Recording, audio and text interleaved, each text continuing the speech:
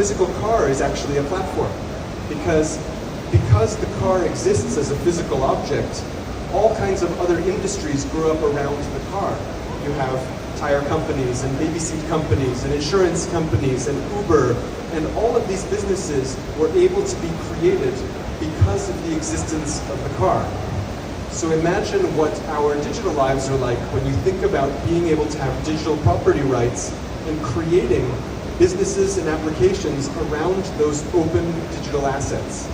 And that's what we have in Web3. So when I make a game, I have content in my game that's tokenized as NFTs. Those NFTs are not just usable in my game, they exist as the owned property of my players. So as a result, other developers are free to create experiences and applications that cater to those NFTs. Just like if I want, I can build a road and you could come drive your car on my road in the physical world. It's very much the same.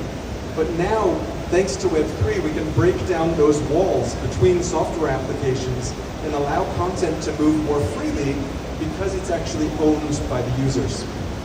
And so this results in a huge expansion of what we call network effects. And network effects are really the most exciting part of Web3.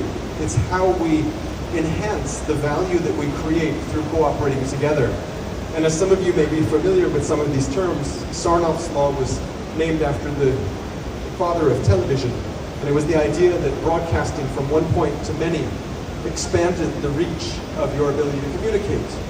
Whereas Metcalfe's law was more the telecommunications era, when the idea was networks expand because you can communicate in two directions, so everybody becomes a node.